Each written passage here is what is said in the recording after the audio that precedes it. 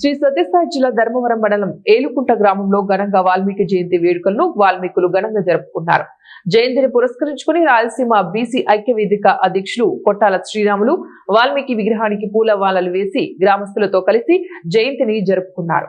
ఈ సందర్భంగా cake cut చేసి వాల్మీకి జయంతిని అట్టహాసంగా జరుపుకున్నారు.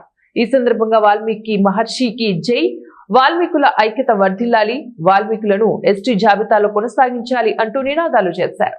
ఈ సందర్భంగా రాయలసీమ బీసీ ఐక్య వేదిక అధ్యక్షులు కొట్టాల శ్రీరాములు మాట్లాడుతూ భారతదేశంలో ఏ రాష్ట్రంలో కూడా వాల్మీకిలు వీసీలుగా లేరని, ఎస్సీ ఎస్టీలుగా కొనసాగుతున్నారన్నారు. అదేవిధంగా ఉమ్మడి ఆంధ్రప్రదేశ్ లో కూడా వాల్మీకులను ఎస్టీలుగానే కొనసాగించాలని డిమాండ్ చేశారు. సమస్యలతో మేమందరూ కూడా ఉద్యమాలు చేశాం.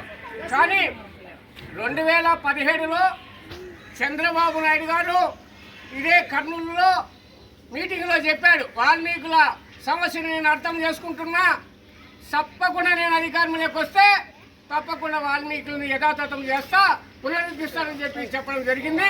వచ్చిన తర్వాత కూడా ఆయన చేశాడు, తీర్మానం చేసి ఢిల్లీకి పంపించాడు.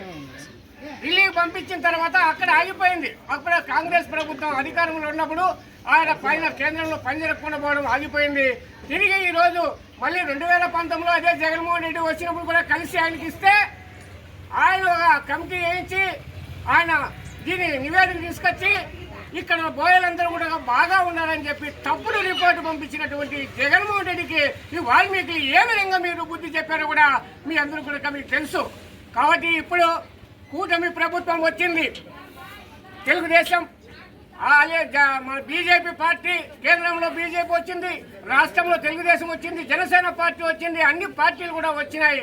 ఈ రోజు మరి ఈ రాష్ట్రంలో మా కూటమి ప్రభుత్వం ఉంది, పైన ప్రభుత్వం ఉంది. కాబట్టి ఎస్టీలుగా మేము 56 వరకు ఇండియాలో ఎక్కడే కానీ ఎస్టీలు మేము వాల్మీకులు అనేవాళ్ళు బీసీలుగా లేము. మేము ఓన్లీ ఎస్సీలుగాను ఎస్టీలుగానే మేము ఉన్నాం.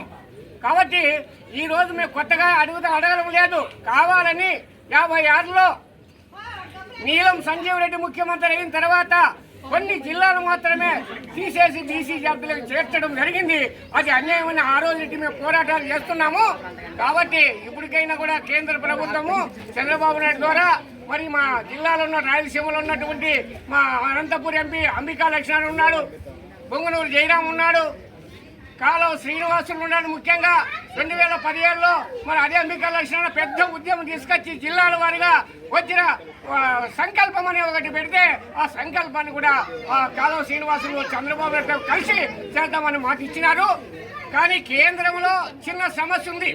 కేంద్రంలో మళ్ళీ రిప్లై ఏమంటే దీనికి సరైన సమాధానాలు లేవు, ఆధారాలు లేవు, దీనికి ఏమైనా మీరు రిప్లై